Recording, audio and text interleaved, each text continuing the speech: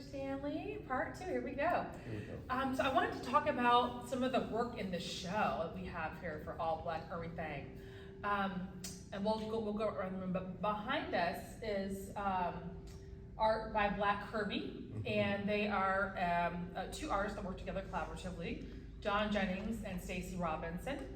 And I'm sure you've seen their work a lot. They've done a lot of graphic novels, covers, and have really made an aesthetic, and actually the words that are all repeating throughout the gallery and on their wall. There's 10 statements that they give that are kind of their prompts as to how they built their work, the kind of the mantra of Black Kirby, and how they build their aesthetic. So like nostalgia, representation, Afro-surreal, critical making, political satire, hip hop, political pop culture critique,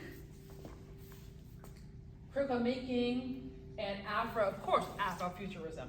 So the work behind this is kind of encompassed by all of those terms. And so, as you can see, they kind of really bring out also a comic book aesthetic. They have a lot of kind of comic book works, and they have created some characters. And actually, we're going to be doing a workshop around one of the characters, Mayor Sankofa, who Sankofa means to go back and get it and bring it forward. So really, I just wanted to kind of get your response to some of this work. They do have a Sun Ra my first piece. Response is I really like that Sun Ra on my wall. I know, right? It's a beautiful, beautiful print. It's a beautiful There's George print. Clinton back there. Yeah, I saw George his head blowing up. What's the other one? Who is the, is that Magneto that has that? Magneto and Malcolm X. Yeah, I love it, love it, love it. Yep, love it. yep. We got Octavia Butler. Yes. Yeah. Below the soul. Outcast here. And what's the Outcast thing? Outcast, that's their chain when they came out. This is almost their album cover when they came out. I think with either Stankonia or Stankonia, I think their first album. So I see that side by side with the radio. Yeah, it's kind of the hip hop, kind of element of just Black culture and music, and kind of that layering all that in. I met Chuck D. Yeah. At what's funny, the old 930 Club has come up twice in our session here, and I went backstage. You kind of force your way backstage, and I wanted to thank him for bringing something back to Black male voice that had been missing since Robeson. And I don't know what I said, but he said, all right, cool. Thanks, man. Right. Yeah, something like that. Yeah, a lot of characters are kind of like show. I remember it was a great these show. icons, S1W. Oh yeah. Octavia Butler is a major icon for Afrofuturism with the kind of bringing in like blacks to sci-fi, which kind of is the other like connection between the future is everything is kind of like very sci-fi with Marie Jim Brown, Octavia Butler. So yeah. Someone used to say one of his aphorisms from the stage was, "It's after the end of the world. Don't you know that yet?" There's so much loaded into that. How many times does civilization need to restart itself? If the world ended, as Sun Ra says, 3,000 years ago, well, what have we been doing since? A lot of people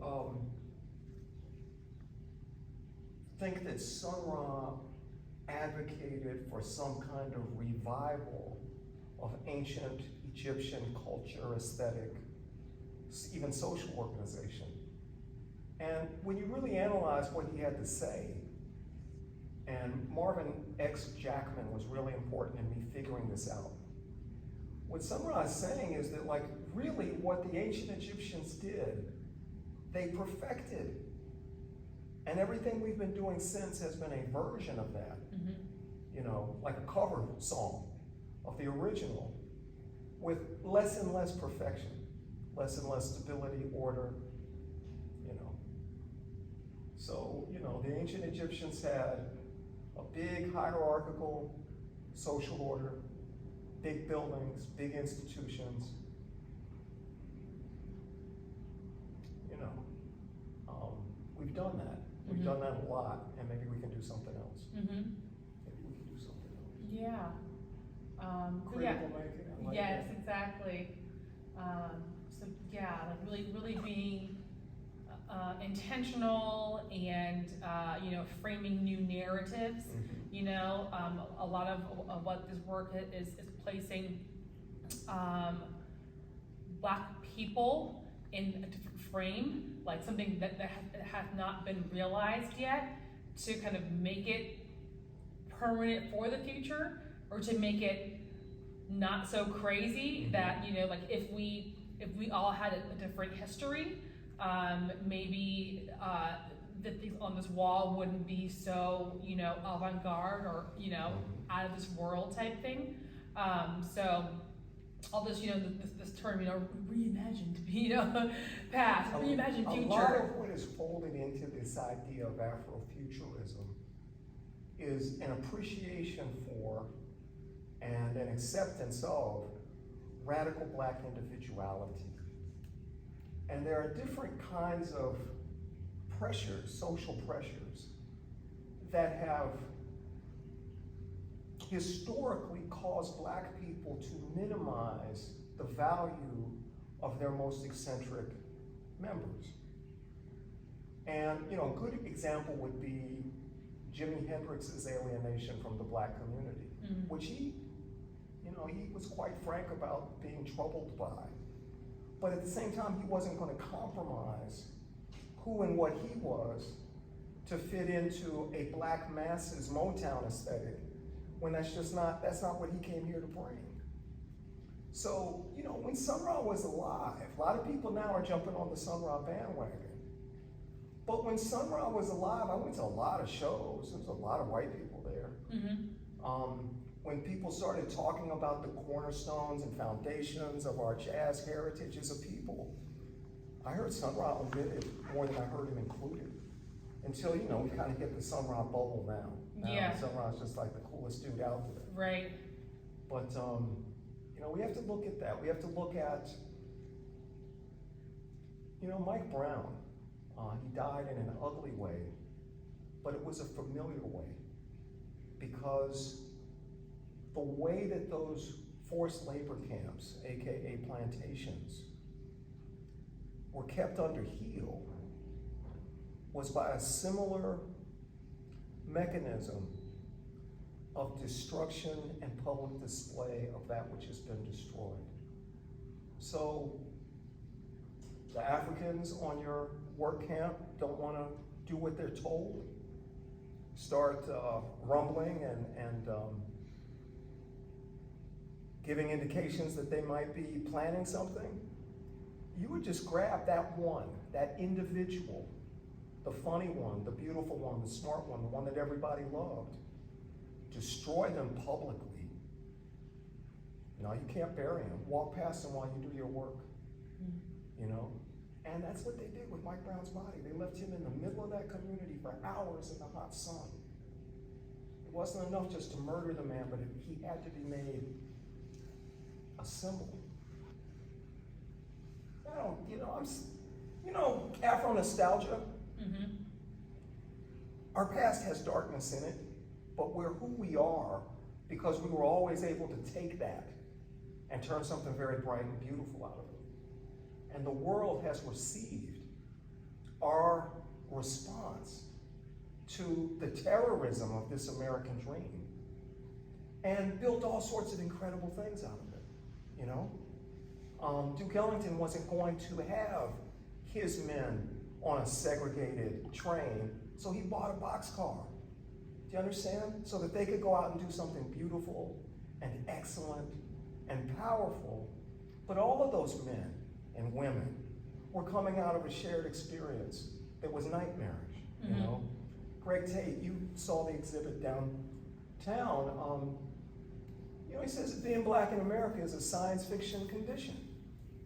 And that kind of, the corollary to that is, well, that implies that our solutions ought to be science fiction solutions. They ought to have a certain extremity and exoticism to them. Which is why, I mean, the thread of elsewhere yes, kind of keeps repeating itself. That's right. With this futurism realm, like, you know, I'll tell you about their science fiction, other worlds, other times, you know, 2030, everything was, you know, elsewhere. You gotta be prepared, people, to burn down the tower of race, not just dress it up, not just rehabilitate it. That when Obama was elected, there was all of this puffy talk of being post-racial. And we said, no, we're not there. And then the next thing you knew, it was Trayvon Martin And Trump. But we ought to be aiming towards a post-racial planet. The reality is that whiteness is a construct created not for the sake of whiteness, but for the sake of power and constricting power and concentrating power and disenfranchising others of power. If you look at the way the word white has been used over time, it's a shifting boundary. It's a term that can include some when it's, he's white today, and exclude him tomorrow. No, that's an Arab, that's not a white, that's a, do you understand? So we shouldn't make too much of a fiction by, inflating it any more than it already is. There is a world without white people, because whiteness, all of this racialization is a fiction. Frantz Fanon taught us that we are socialized into our identities about race. And we can be socialized out of identities that are racial. And just be people with different cultures, different tastes in food, different traditions. It could be so much better than this. And elsewhere is where we're going. Beautiful stuff. Yeah. These over here really resonate with me because those.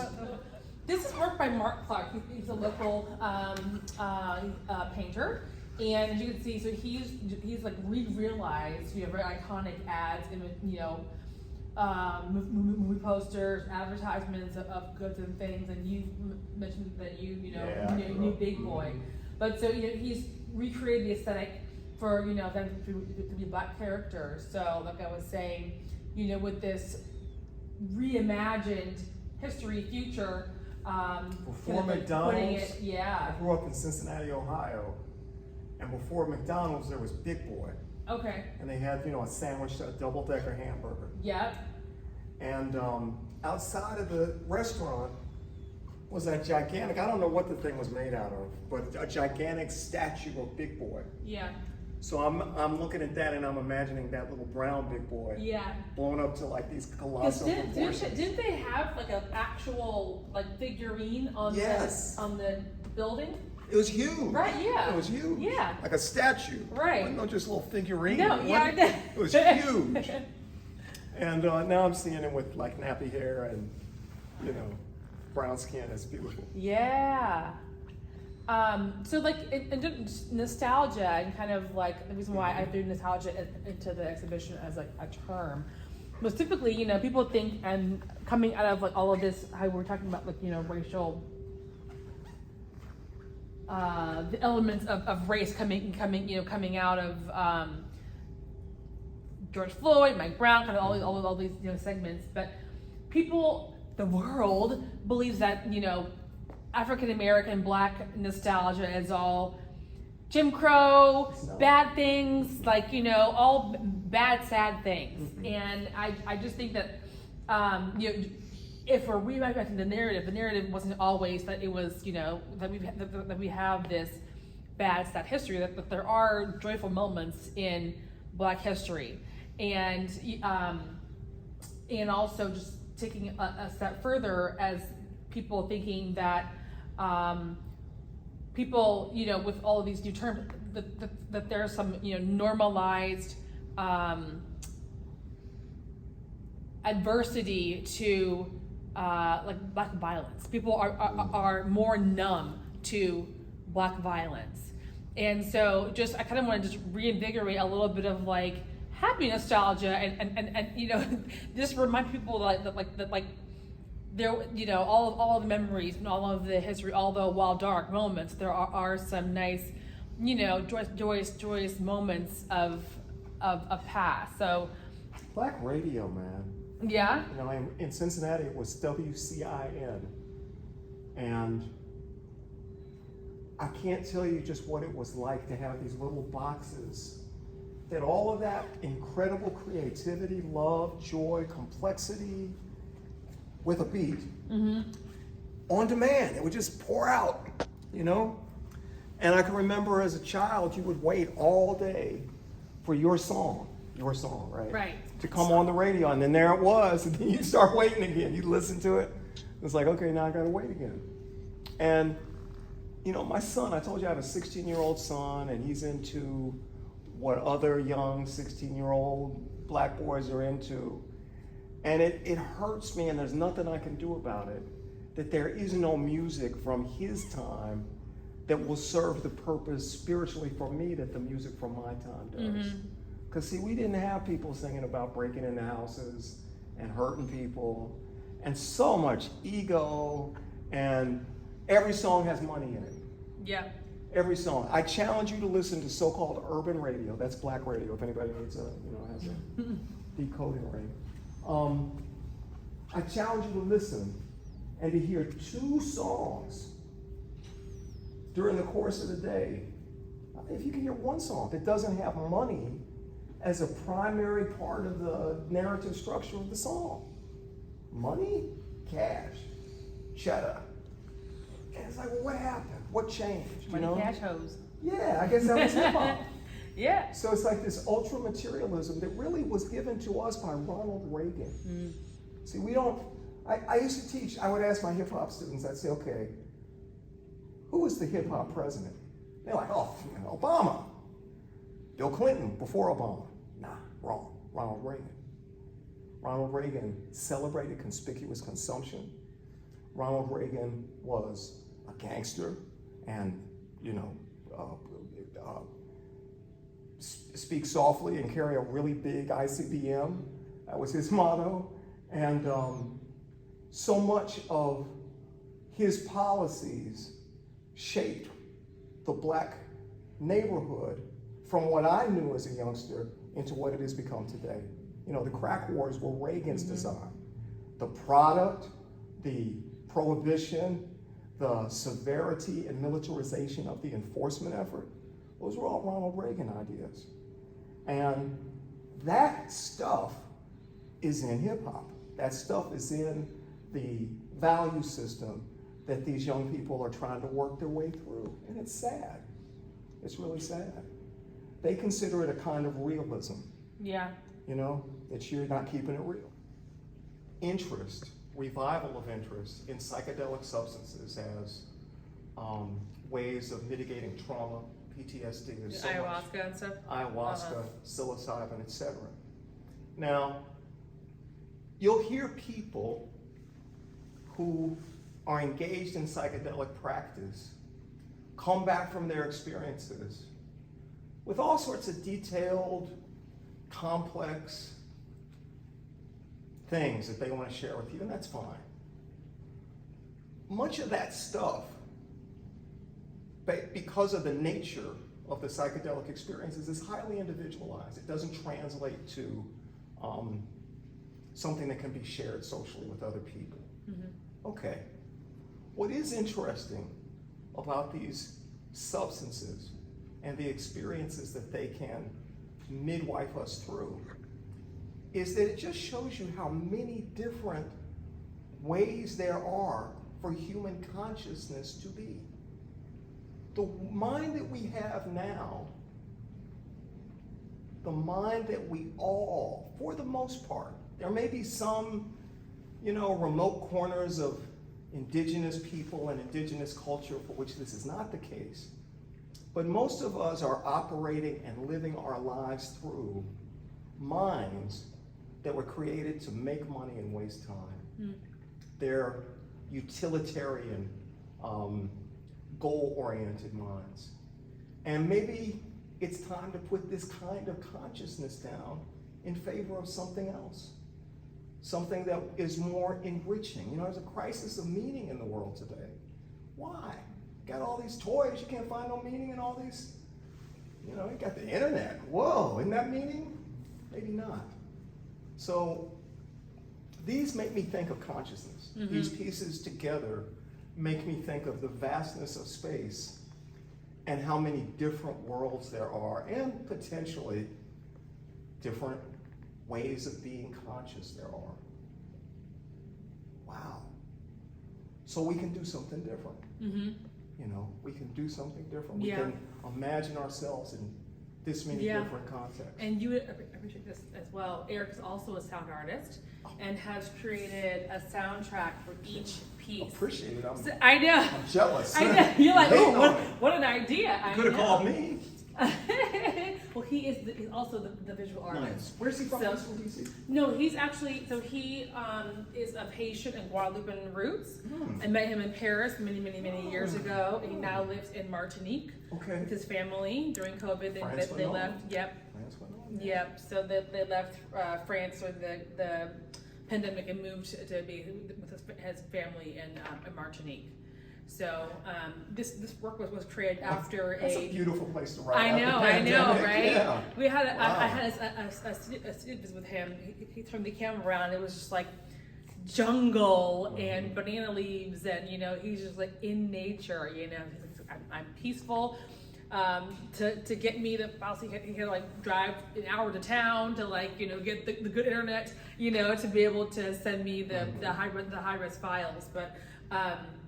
These were created right after a residency that he did in Togo, where he was finding the material. So you know he's infusing butterfly masks, bugs, and then the objects of masks and relics from his time when in being in Africa, Beautiful. and then kind of placed it in space. You know, there's also a series of desert background where it's kind of like this arid horizon that's really but he's says that these all came to him in dreams, that that they all have voice, they all speak, they all have a world. So he's created this sound world and this image kind of with it too. That's beautiful. Beautiful. Well, you certainly have done quite a bit with this environment, you know. I mean, it really feels quite full. Yeah. And then I wanted to just give your feedback lastly on Maurice James Jr. The movie poster. Yes. I know you downloaded the app and kind of saw him, that he embedded augmented reality into some of his work. So when you go over them, they have the green book, and there's different videos kind of happen, different story elements happening, layering in each one. He's a graphic collagist, and so he's pulling from movie posters and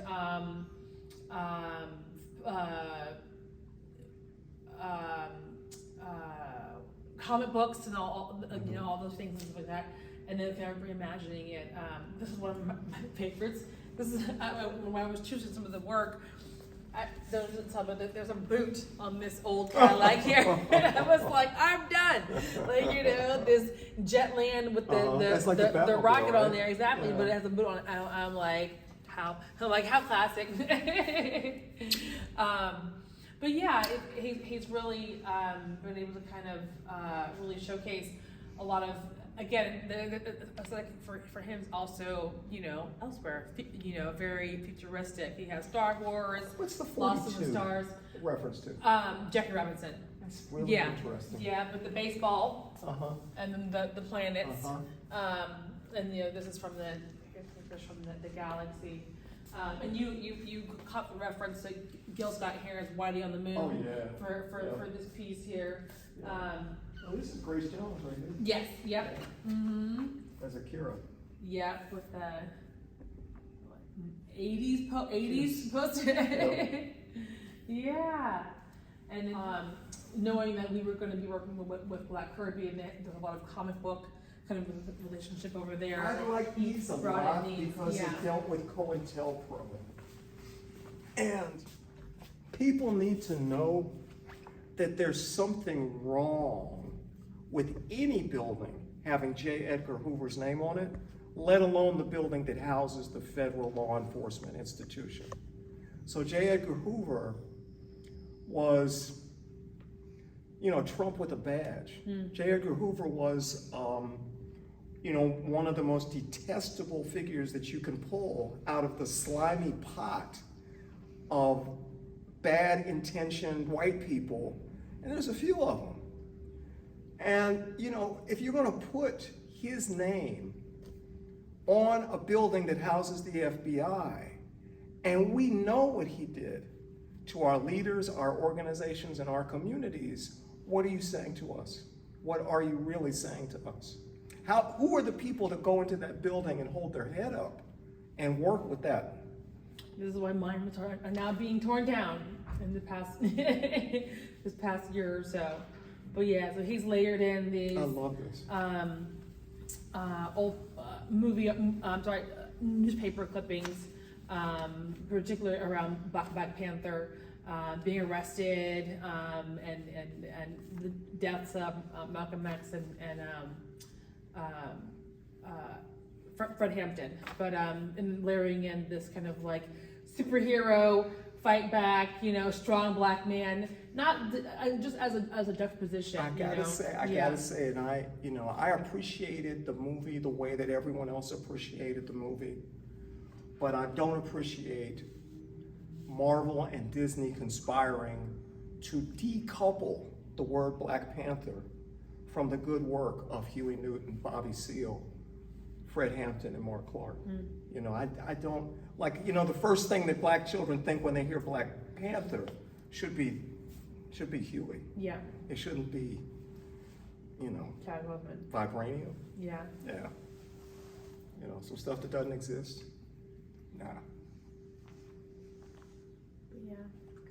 Good stories, good layering. It's very good. Yeah. Good art too. Yeah. Yes. Oh Not into Arlington, but it's Well, if it's a jazz guy, it's gotta be. I don't have my glasses on. I'm trying to Yep. All in space too. But yeah, cool. Thank you for your response, Tom. Well, I appreciate it. I'm responsive. There you go. Yeah. You got things to say.